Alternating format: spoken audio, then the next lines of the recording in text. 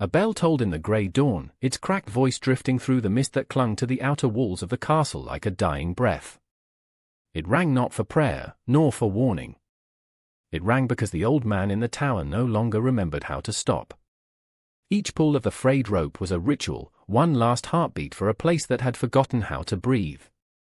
Ice gathered on the arrow slits, creeping like veins through the stone.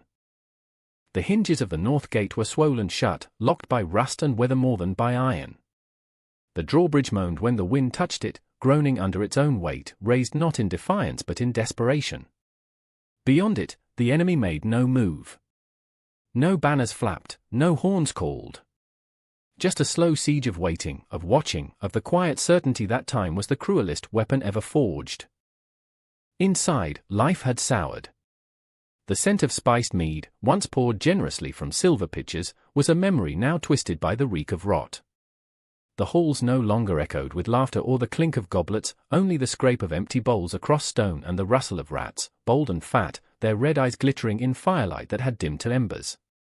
In the chapel's crypt, where saints once slumbered beneath carved effigies, a mother cradled her child. His skin was waxy, eyes closed not in sleep but in surrender. She hummed a lullaby with cracked lips, her voice barely louder than the wind slithering through broken glass. The scents above her, painted in holy colors, had begun to peel, their eyes fading into the stone like memories too painful to keep. Beneath the kitchens, lords who once debated alliances now whispered over crusts of barley bread, their robes patched with linen stripped from bed curtains. Their rings slid freely on fingers gone thin with hunger, gold dulled and useless in the court of survival. They still clung to pride, out of habit, perhaps, but none dared look one another in the eye for too long. Everyone had stolen something by now. In the armory, rust reigned. Swords leaned against each other like drunkards, their edges dulled, hilts wrapped in rags. Armor, stripped from the dead, was melted for pots. Steel had lost its meaning here. Firewood was treasure, salt a luxury. And grain was a god. On the third floor, near the eastern window that once caught the morning sun, a boy named Willem scratched prayers into the wall with a nail. Not for God, he'd stopped praying to God weeks ago. These were prayers to the blackbird. The one that came every morning and sat on the statue in the courtyard. It never sang, never flew, only watched. He believed it was death, waiting for the right moment. But sometimes, in the quiet, he wished it was his mother reborn. And still, no one spoke of surrender. To speak of it was to invite it. Surrender was not a word, it was a plague, passed on the breath, infecting resolve, turning men into ghosts before their bodies followed. So instead they prayed. Not out loud, but in the ways that only starving people know, counting crumbs, hiding crusts, kissing lockets of those already gone. Faith in God had faded into faith in patterns, in routine, in the creak of doors, the warmth of a candle lit twice in a row, the sound of boots not coming up the stairs. In the herb garden, where mint and rosemary once grew, crows pecked at the frozen soil. The snow was tinged with ash. Someone had tried to burn something here, perhaps hoping to cook meat that never existed. A boot heel lay nearby, torn and half-eaten. Every space in the castle had changed its meaning. The nursery was now a place of silence. The library had become a dormitory for the sick. The wine cellar held not barrels, but bodies, wrapped in old tapestries, limbs curled as if trying to fold themselves out of death's reach. Yet even in this unraveling, life clung like ivy to crumbling stone. A girl with a fever dreamed of summer wheat. An old man muttered riddles to keep his mind from vanishing. Lovers held each other tighter than ever, not for passion but to feel something warm. There were moments, brief, flickering, as fragile as candlelight, where laughter almost returned. But always, it ended too quickly. The world outside did not permit joy. And outside, the enemy still did not strike. They didn't need to. Time did the work for them. Hunger made traitors of the best men. Despair hollowed even the most faithful. The siege was not a storm, it was a stillness, a hand pressing slowly on the chest, tighter with each day, until breath itself became defiance.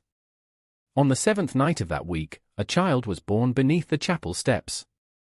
The mother screamed once, then bit into her sleeve to keep quiet. The midwife, blind in one eye, caught the child with hands like cracked leather. A girl. Quiet. Alive. The first birth in months. She was named Elis, after a saint who had died in fire rather than bow. When news of the child spread, it moved like a spark, soft, almost ashamed of itself. And yet, something shifted. A pot was shared. A fire was lit with wood saved for emergencies. Someone sang, quiet, broken, but it was song. Even the bell rang differently the next morning. Still cracked, still old, but with the sound of something enduring. In the courtyard, the blackbird remained on its perch. It still did not sing. But its head tilted, just slightly, toward the sound of a newborn's cry. And in that moment, the castle did not win, did not rise, did not rejoice. It simply endured. The enemy outside would not move tonight.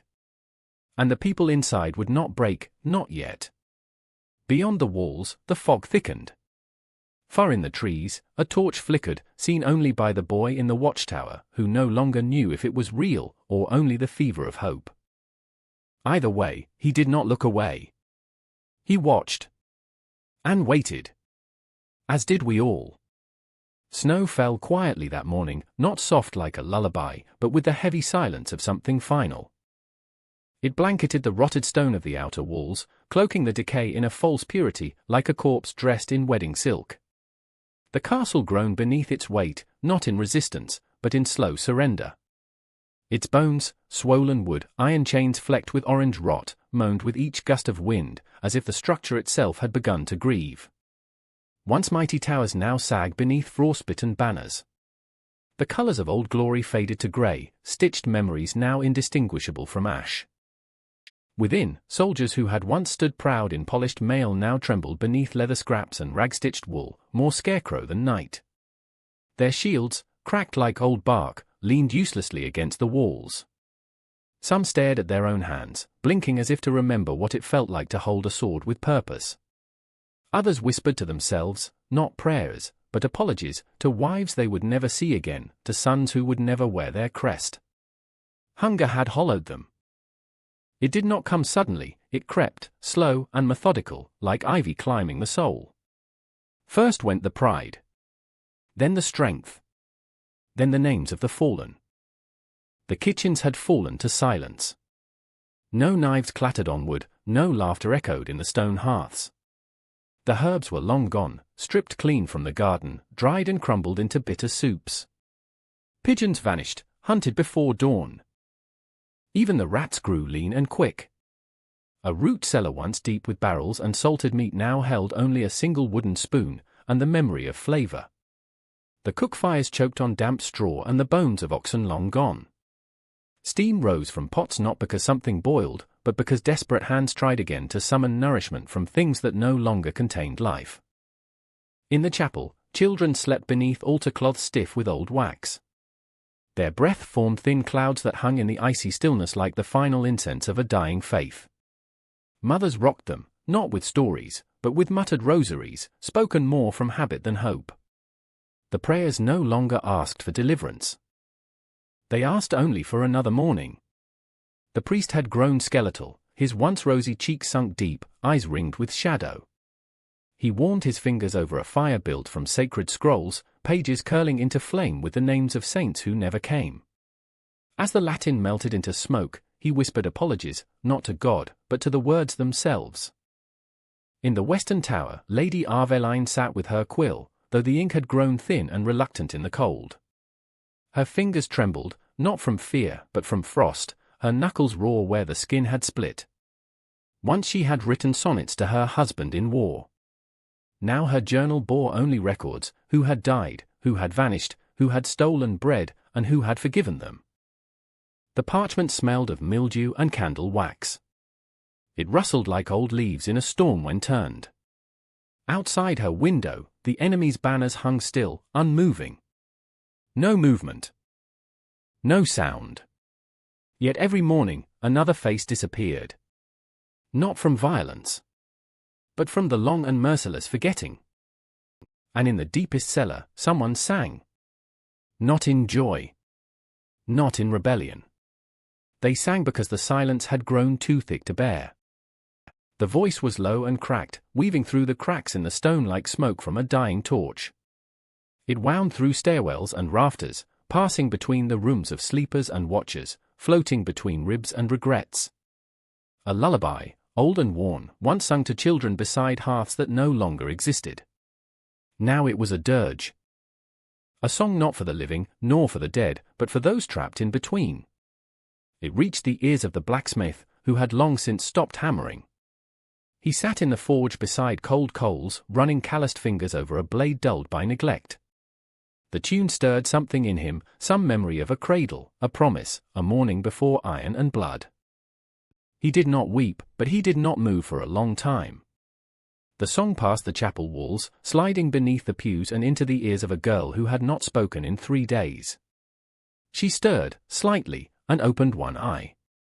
For a moment, she believed it was her mother's voice. But then she remembered the burial mound by the well, now lost beneath the snow. It reached Lady Arveline too. She paused mid-sentence, quill hovering.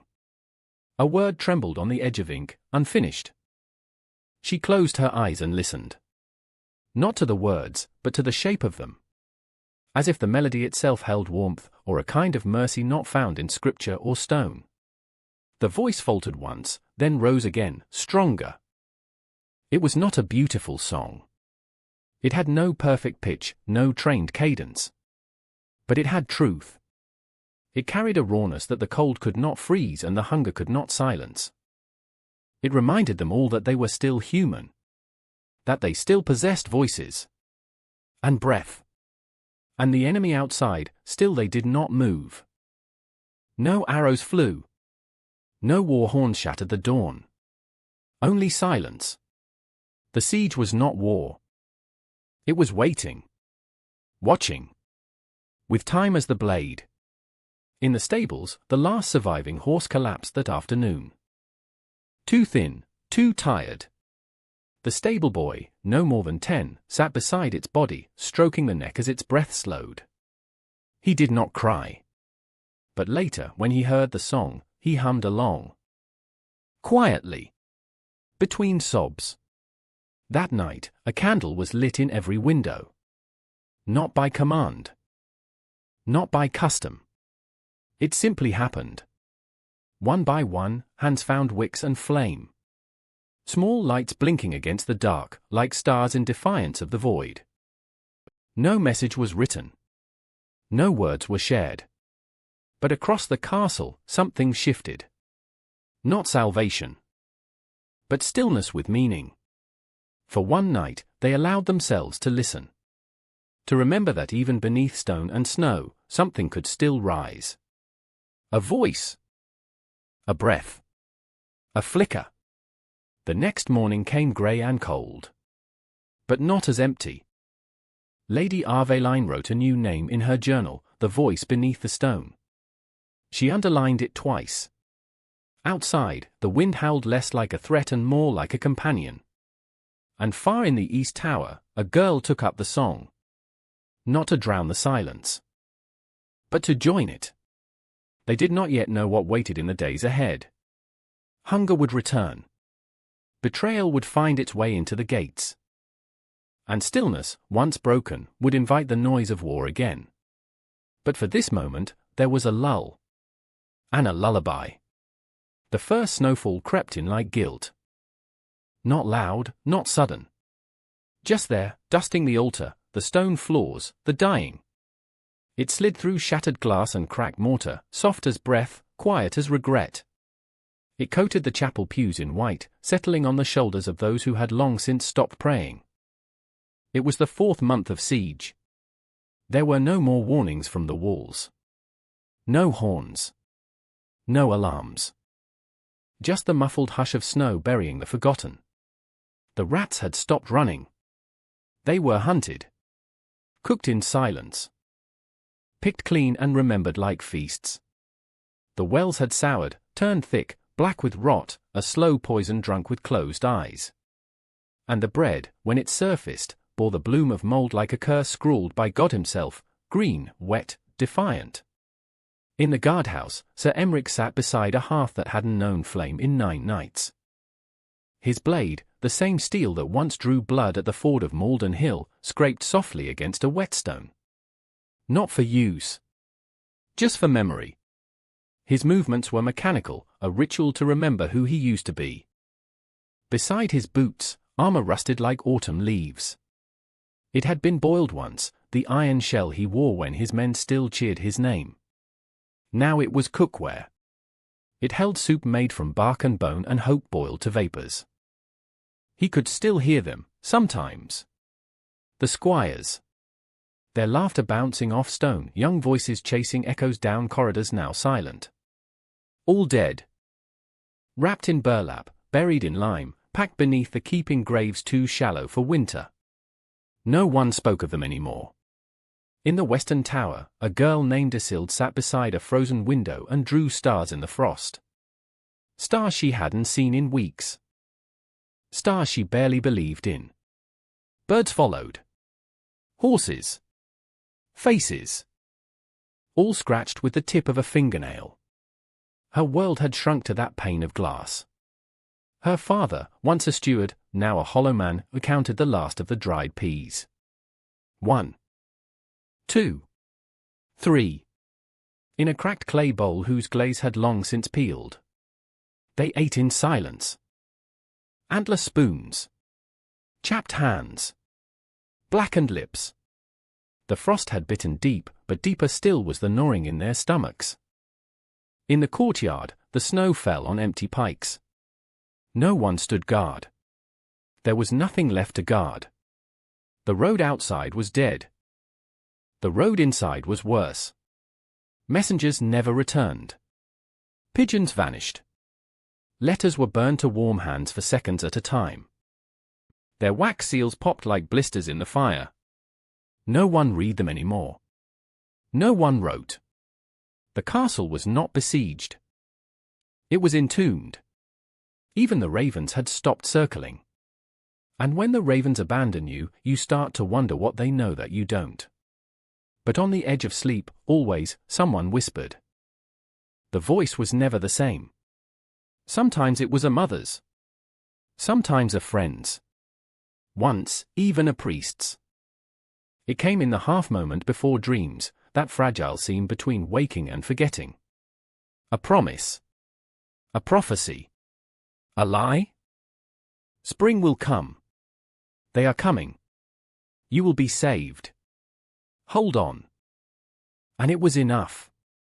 Enough to stir fingers stiff with cold. Enough to light one more candle from the wax scraped from a boot heel. Enough to keep the knife from the wrist for one more dawn. They whispered of reinforcements. Of horsemen galloping through the snow with bread and banners. Of cousins in nearby keeps who would not forget them.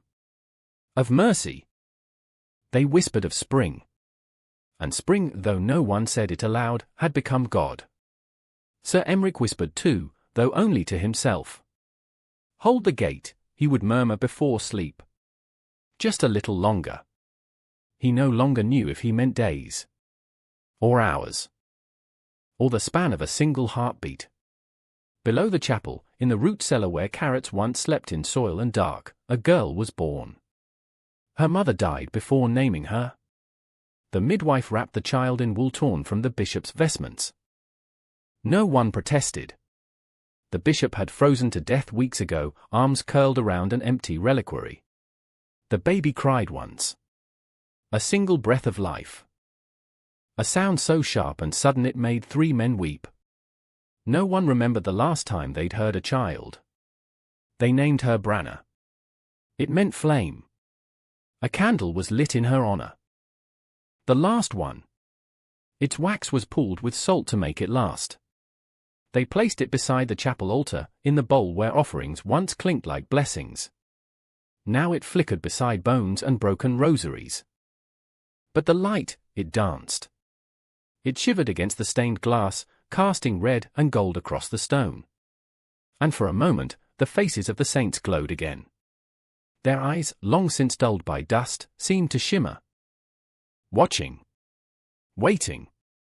The flame did not warm, but it reminded. And the whispers returned. Not just at the edge of sleep now, but in waking. A stable boy said he saw movement in the trees. An old knight claimed he heard drums, faint and distant. A girl said the snow was melting too soon. Lies, perhaps. Hallucinations, maybe. But none of it mattered. The whisper had grown teeth. It wasn't hope. It was hunger, dressed in hope's cloak. But hunger kept them alive. One night, the bell rang. Just once. No one knew who rang it. Or why. But it echoed through every chamber. Down into the wells. Up into the towers. Across the bones of the dead and the breath of the living. They did not rush to arms. They did not cheer. They just listened. To the silence that followed. To the snow tapping against the shutters. To the wind sighing like an old man at rest. And in that silence, they chose to live.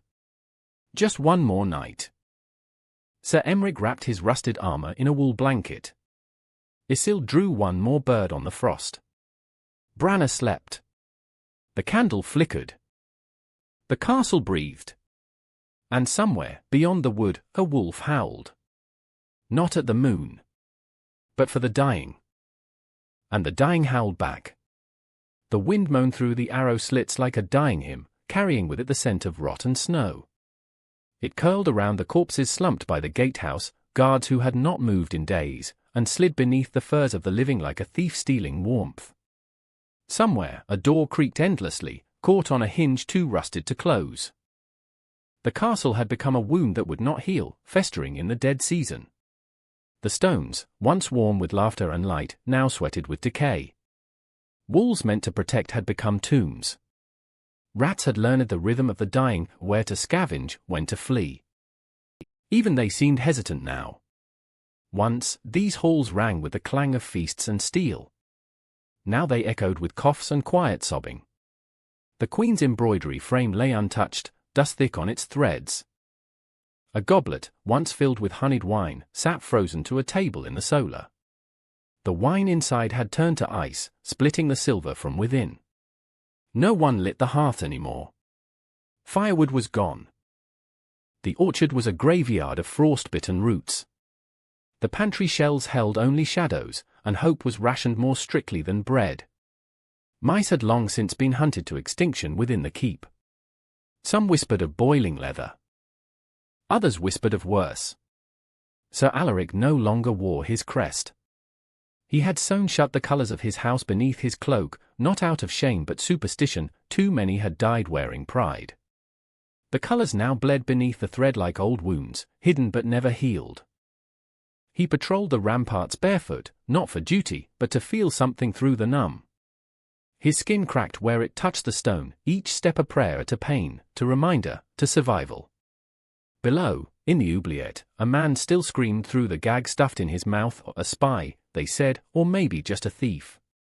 No one remembered now. No one asked. His voice, hoarse and ragged, came and went with the wind, a ghost of justice or guilt. In the chapel, a single candle burned beside a relic, the splintered bone of some forgotten saint. People came not to pray but to warm their hands. They knelt without words, their fingers trembling not with piety but with cold. The flame flickered, small and defiant, like hope. Like madness. And then, night fell again. The cold grew teeth. And somewhere in the belly of the black, a horn sounded. One long, low note, like the breath of a beast buried for centuries, now stirring. Not enemy. Not ally. Something unknown. The sound sent pigeons scattering from the tower in a burst of grey feathers and panic. Mothers pulled children to their chests without knowing why. Men clutched hilts without memory of drawing them. The horn's echo hung in the air like judgment, and then faded into nothing. Silence followed. Not the silence of peace. The silence of something watching. Waiting. Sir Alaric stopped mid-step, hand on stone, and looked to the horizon. But there was only snow. And black. And wind. "Sound it again," someone whispered behind him. But no one moved. No one dared. The horn did not sound again. Instead, the night deepened. And in its depths came the dreams. The sick began to murmur in their sleep, old names, lost gods, buried sins. A child woke screaming, saying the walls were whispering. One of the servants flung herself from the parapet at dawn, her eyes wide with things she could not say. Her body vanished in the drifted snow below. No one went to find it. And still, the horn did not sound again. In the stables, horses thrashed at nothing, hooves breaking ice and splinters of wood. One bit through its own tongue. Another ran blind into a wall and never rose. The castle steward began burning records, scrolls, contracts, books. "There will be no lords left to care," he muttered, "no names left to remember." On the third night, the wind changed. It no longer came from the north. It came from the east. With it came the scent of smoke and something older. Something wrong. Like flesh that had been buried too shallow, now rising through thawing ground. That night, a torch flared near the chapel. The candle was gone. So was the relic. All that remained was a smear of blood and a line of melted wax, running like tears across the altar. The queen, once regal even in despair, had not spoken in days. Now she stood at her window, crown discarded, hair unbound. She watched the snow fall with the stillness of a statue carved from sorrow. It was not a horn, she said quietly. It was a summons. But to whom? No one asked. Sir Alaric gathered what men he could, 5, maybe 6 who could still stand, whose fingers hadn't blackened or minds hadn't broken. He did not speak of strategy. There was none. He only said, "No fire. No light. If it comes, we watch. We do not wake the dead." The next dusk came quickly, as if the sun itself refused to linger. The wind fell silent. And that was worse. The sound of nothing pressed against the walls like a siege. Every board and beam groaned as if straining to hold back breath. Beneath the chapel, something knocked once. Just once. Alaric stood watch alone that night, boots forgotten again, blood freezing in the cracks of his heels. He gripped his sword not in defiance, but in memory of warmth, of vows, of a time when steel meant something. Far below, from the direction of the forest, a shape moved in the snow. Not a man. Not a beast. Something tall, and slow, and wrong. It stopped at the edge of the tree line, just outside the ring of torches left unlit. And it watched. It never came closer. It never turned away. It only watched, as though waiting for the castle to break itself from within. By dawn, the children were gone. No doors broken. No cries. No blood. Just empty blankets and prints in the snow, bare feet, walking out, not dragged.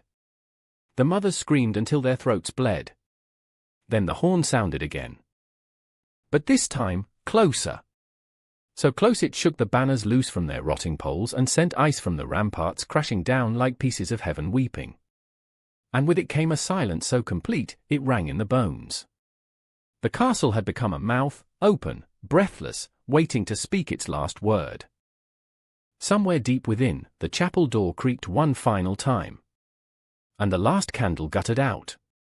Darkness, at last, was complete. But not empty. The moat had frozen over, not from winter alone, but from neglect. Beneath the glassy crust, algae clung like secrets sealed beneath a floorboard, still, green, waiting. The water had not flowed in months. No beasts came to drink, no fish darted beneath.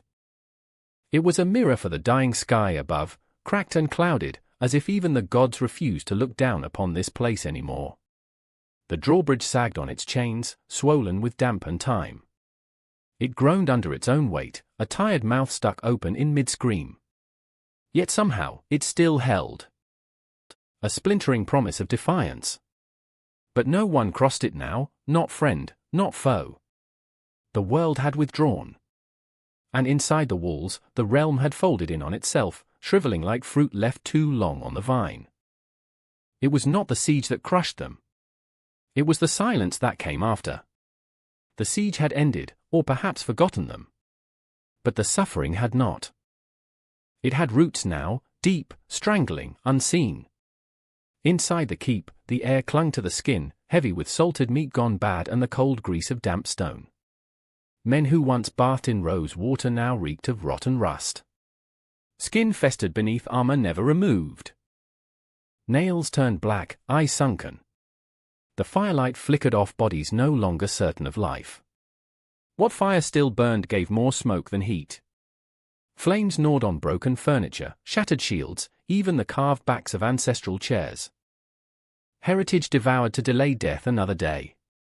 In the chapel, where holy songs once rose like incense, now only mutterings echoed. A knight knelt, armor dented and eyes blank. He whispered his sins to the wall, voice raw, breath sour. Not for forgiveness, no priest remained, but to say them aloud, so the darkness would not carry them away. I buried my brother alive, he said to stone. He begged me. I could not watch him starve. No answer came. The children were hidden now, tucked into storerooms thick with mildew and the scent of old barley. They were kept from the sight of men who had nothing left to protect. A boy chewed leather straps with teeth too small for war, tricking his belly with the illusion of meat. A girl, gaunt and wide-eyed, pressed her ear to the edge of a cracked cistern, listening for the song of water that wasn't there. Still she hoped. Still she listened. The walls groaned at night. Stone settled like bones in a grave too full. Some noises were structural. Others were not. A cough muffled beneath floorboards. A laugh where no one should be. The keep had begun to breathe on its own, labored, haunted, half alive. Beneath the pantry stairs, a feral cat gave birth. Her belly rippled and her body shuddered in silence. The kittens were born into a world that did not want them. Not one would see moonlight. But still, she licked them clean, warming their tiny bodies with a mother's wool that refused to break. Elsewhere, a midwife wrapped rags around her hands, blowing warm breath into them before tending to a birth in the barracks. The infant wailed as if it had emerged from fire, not flesh. The mother did not. She never opened her eyes. The midwife closed them with the back of her hand and whispered a prayer she no longer believed. Still, life pressed forward. A soldier carved tally marks into his arm, deep and jagged. The wall could burn. Stone could be worn smooth. But flesh remembered. Each cut a chronicle. Each scar a record. His body became a scripture of endurance. Of pain survived. Then came the morning the bell tower collapsed. No warning. No thunder. Just the sudden snap of history surrendering. Stones tumbled like dry teeth. A cry rang out, and was silence beneath the dust. When it cleared, the great bell lay shattered in the courtyard, split like a broken promise. The dead beneath were left untouched. There was no strength for digging, no tears for grief. The silence that followed was not shock, but acceptance. Another piece of the world gone. And still, at the edge of the outer curtain wall, a boy stood guard. He was too small for the armor draped over him like rusted linen. His hands trembled around a spear he could not lift. But his eyes stayed sharp. Not on the enemy, there was none to see. The field beyond lay white and bare, as if cleansed by indifference. He watched the sky. For birds. He'd heard the old stories, passed like embers in the dark. Birds were the last to flee when death came, and the first to return when it passed. The ravens had gone. Even the crows had fled weeks ago. He watched for sparrows now. A lark. Anything with wings. I'll know when it's safe, he whispered once, to no one but the wind. When they come back. He waited still. Around him, the castle sagged deeper into itself. The ramparts wept with thaw. The battlements leaned like drunk men before a fall. Some said they had heard scratching beneath the old well. Some said they saw lights on the hill, torchless, moving like stars dropped from heaven. No one went to look. Night fell again. And the fires were not lit. Not because there was no wood, but because they feared who might see the flame. The boy stayed at his post, breath freezing against the steel of his helm. He did not shiver. He did not blink.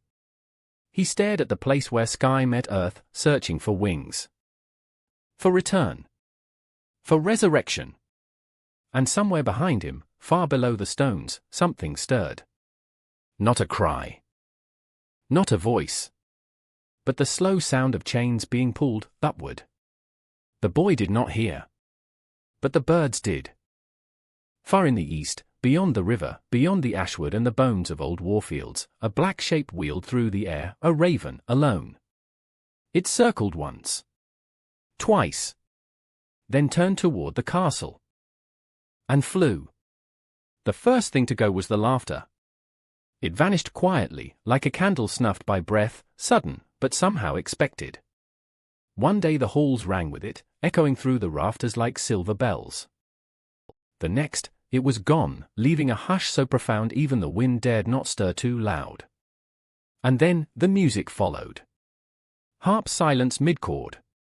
Flutes left to warp in the cold. Fingers that once danced across strings now curled stiff beneath wool and sorrow.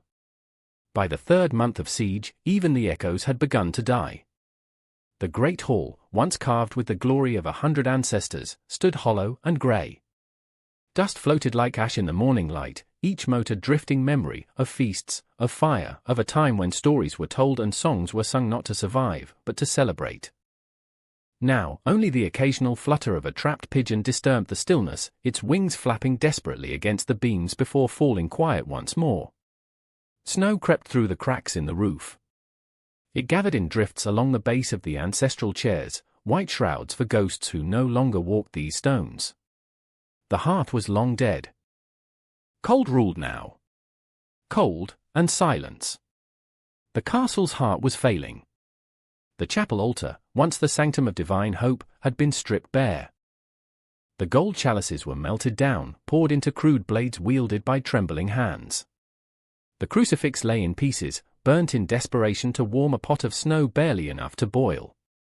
Even the holy book, its pages kissed by generations, was torn apart one leaf at a time, each verse fed to fire as if faith could become flame. Lady Iseldra, once a queen in all but name, moved barefoot through the halls, her silks gone, her crown traded for cloth. She wrapped rags around the bleeding feet of servants who once bowed to her. Her voice, once laced with wit and command, now crooned lullabies to the dying, words barely louder than breath. Her gowns had been cut to bandages. Her jewels pulled from their settings to trade for grain that never came. In the towers, the guards no longer watched the horizon. They drew straws by dim candlelight, not for duty, but for who would drink the last skin of wine. Some wept as they drank, the taste thick with memory.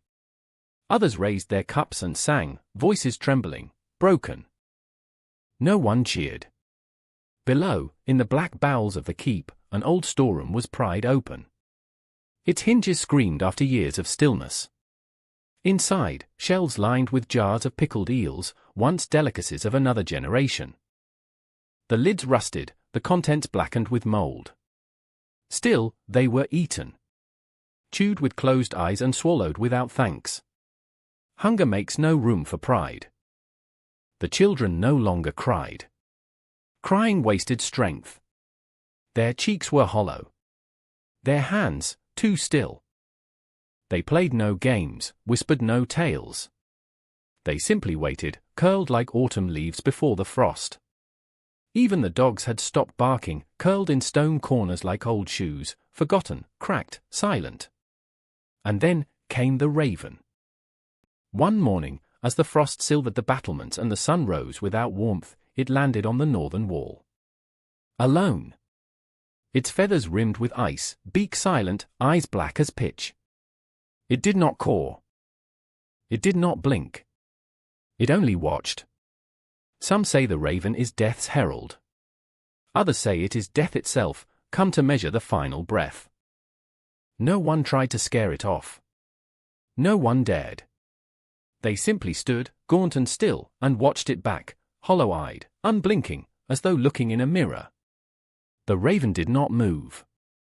The sun rose behind it, pale and thin, bleeding light over a castle that had forgotten how to live. Lady Iseldra was the first to speak that day. Her voice cracked like old leather. "It waits," she said. No one asked what. They already knew. The raven remained through the morning. Through the day. Through the night. It ruffled its feathers once, then tucked its head beneath its wing. Like it knew it had time. Like it knew the end would not be loud, but slow. Inside, the castle groaned beneath the weight of its own bones. Doors stuck shut not from war, but from swelling wood and swollen death. The storerooms were nearly bare. One soldier tried to eat beeswax. Another disappeared entirely, leaving behind only his belt and a trail of blood that vanished into the well shaft. And still, the raven waited. On the fourth day, a girl no older than 10 approached the battlements.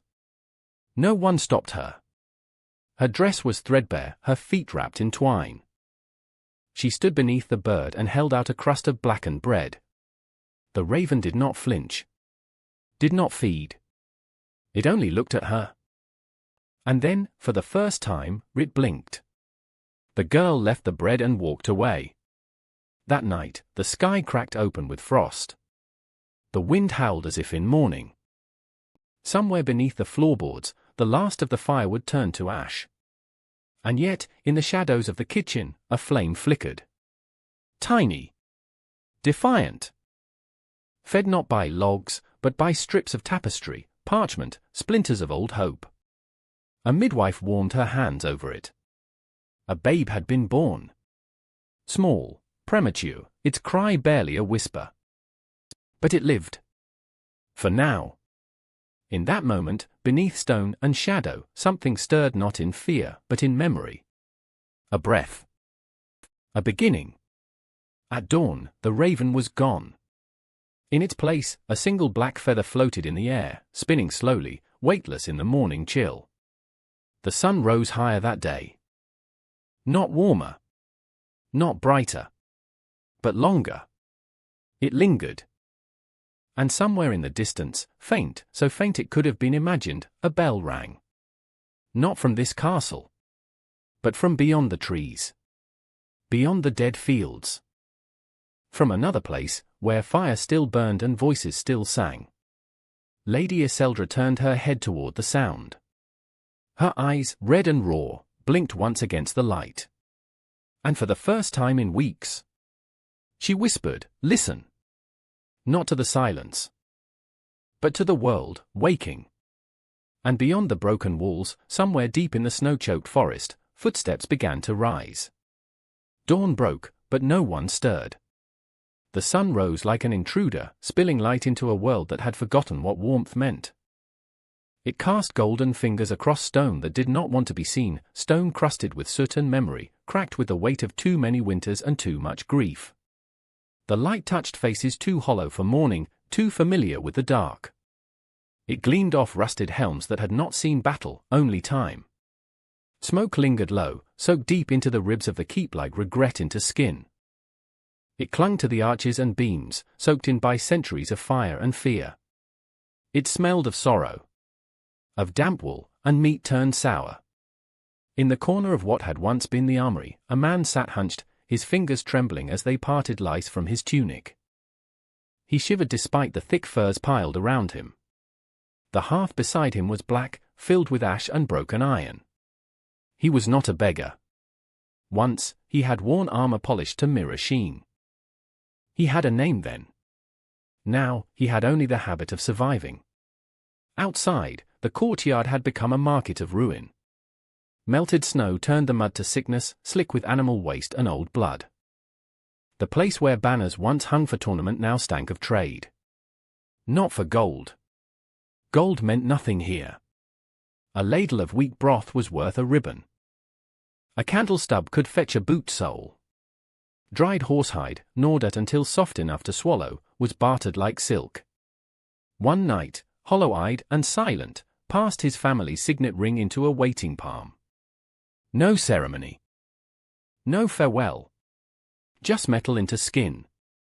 In return, the strip of leather chewed thin, darkened by teeth. He sat beneath a window after, biting into it slowly, jaw stiff. He did not cry. Above it all, the banners still fluttered. Shreds of what they once were, colors faded, edges frayed. Tattered ghosts caught in the wind, whispering of oaths that had long since bled dry. Below, in the corridors, faith unraveled. A monk walked barefoot through the halls, robes heavy with filth. His fingers shook as he dipped them in rat blood and smeared crude crosses on doorways. He muttered scripture twisted from memory, half prayer, half madness. The words made no sense, but still, he spoke them. He believed the act might keep death away. He no longer cared if the words were right, only that they were said. In the southern courtyard, a girl dug into the snow with frozen fingers. Her doll had no head, no arms. She wrapped it in a cloth and buried it beside a body stiff with frost. It won't be lonely, she said, to no one. It'll have someone to care for now. No one corrected her. No one had the strength. Every stone had a story. Every step, a memory. There was the window where a young woman once waited for her lover's return, now shattered, the breeze a cold kiss to empty rooms. The well where a servant girl was drowned by a panicked mob, accused of signaling the enemy with lantern light.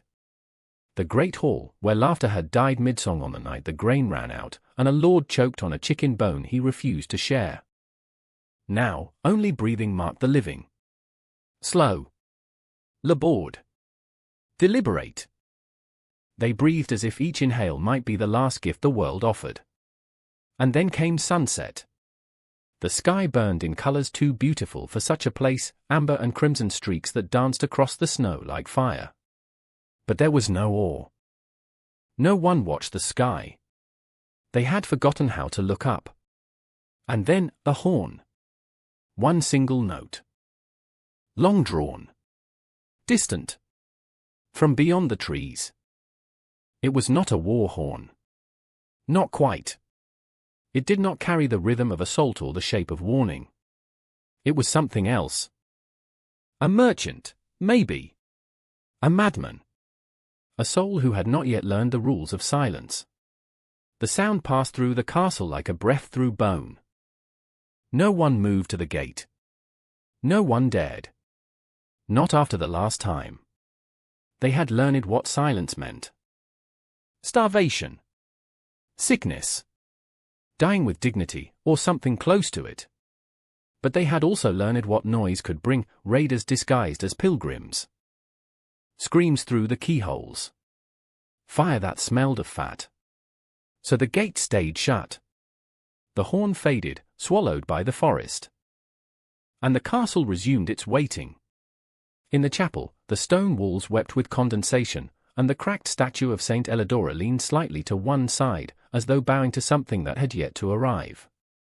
Her eyes, once painted with lapis, were now hollow sockets, chipped and blind. Beneath her, a child stood on tiptoe and lit the final candle. The wax was old. The wick brittle. The flame bent sideways in the draught like a reed in the wind. But it held. A single flicker against centuries of shadow. She did not speak. She did not pray. She only watched the flame. And as it danced, so too did the castle, barely. Still breathing. Still broken. But still here. And outside, beyond the woods, someone moved. Not a caravan. Not an army. One rider.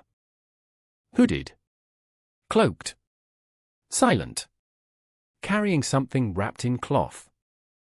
Not weapon. Not bread. But a banner not yet unfurled. Not yet forgotten.